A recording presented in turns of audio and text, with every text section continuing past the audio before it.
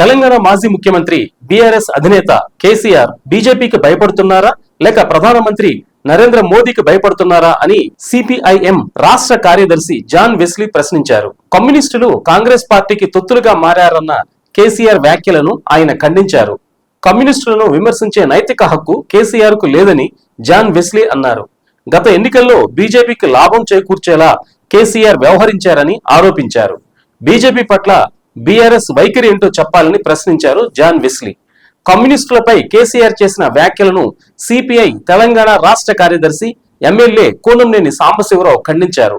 కేసీఆర్ కు సహకరిస్తే కమ్యూనిస్టులు త్యాగదనులు అవుతారా లేకుంటే ఇతర పార్టీలకు తొత్తులు అవుతారా అని నిలదీశారు. కమ్యూనిస్టులపై చేసిన వ్యాఖ్యలను కేసీఆర్ వెనక్కి తీసుకోవాలని డిమాండ్ చేశారు. కమ్యూనిస్టుల త్యాగాలు కేసీఆర్ కు బాగా తెలుసని ఆయన అన్నారు. ముఖ్యమంత్రి పదవి లేకుండా కేసీఆర్ ఉండలేరా అని ప్రశ్నించారు. ప్రతిపక్ష నాయకుడిగా ప్రజల పక్షాన పోరాడాలని సూచించారు.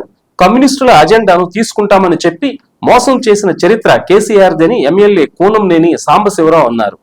కమ్యూనిస్టుల త్యాగాలేంటో కేసీఆర్ కు బాగా తెలుసని ఆయన అన్నారు.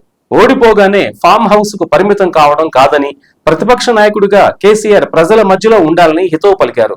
అవసరానికి వాడుకుని కమ్యూనిస్టులను మోసం చేసిన చరిత్ర కేసీఆర్ది అని మండిపడ్డారు. కేసీఆర్ నోరు అదుపులో పెట్టుకోకపోతే పరిస్థితులు వేరేలా ఉంటాయని హెచ్చరించారు. లీడర్ ఎప్పుడు గెలుపోటములకు కుంగిపోవద్దని, ఓడినా గెలిచినా ప్రజల్లోనే ఉండాలని అన్నారు. ఫామ్ హౌస్ కు పరిమితమైనప్పుడే తెలిసిపోయింది ప్రజలంటే కేసీఆర్ కి ఎంత గౌరవమో అని అన్నారు.